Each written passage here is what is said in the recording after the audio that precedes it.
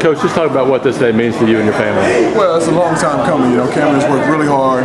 He deserves the success that he has, and it's always good to see your son go to college, and it's even better to see him go exactly where he wants to go. And he's talked about having a lot of family in Texas. Just walk us through who's there. Yeah, everybody's there. And for him, we moved away from Texas in 2001, so he's been gone 11 years. So his cousins and uncles and aunties and grandparents haven't really been able to see him play high school football or junior high football. So this is an opportunity for everyone to see him play, for him still to play in the SEC.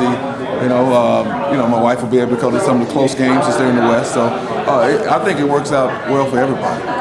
And you've seen him since he was playing, little man ball. It's got to be a special moment. Yeah, it is. You don't see it coming. I never saw it coming, and he got better and better every year. He was dedicated and worked really hard. And just growing up around the game, he was a punter, he was a kicker, then he became a quarterback, and he became a pretty good quarterback. And I'm just proud of him for his stick-to-itiveness, because he stuck with it over the years and continued to get better and finally become a team player.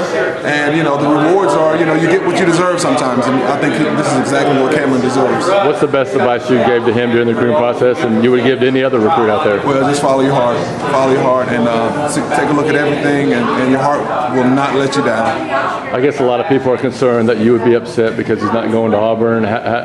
Just explain your situation with that. Not at all. You want really what your son wants and what's best for him. And he told Coach Chiswick, and he told us early in the process that he wanted to go home and play in Texas. And I had to respect that. I always saw him being with me, but that's when I was selfish. But for him, I want him to do what makes him happy. He's got to spend the next 4 or 5 years, down in Texas A&M.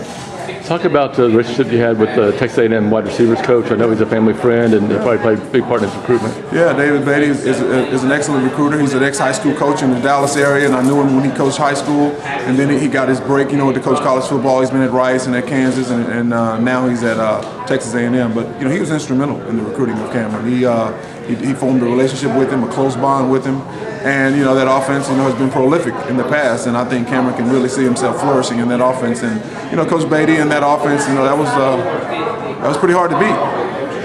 Tell me, when you take off your dad hat and you put on your coaching hat, what do you think about Cameron just as a football player, and what type of career can he have at Texas A&M? I think he'll have a really good career. He's going to play on the offensive side of the football, and they do some things, offensively that traditionally have been pretty tough for people to defend. So I think he'll have a great career. They play 4 receivers, he catch a lot of balls and enjoy himself and get a great degree from Texas A&M. And now they're going to have to come get beat by the Auburn Tigers, so he understands that.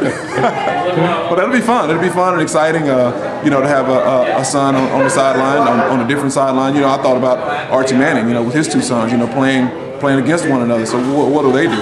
So he's been in a tougher situation than I'll be in.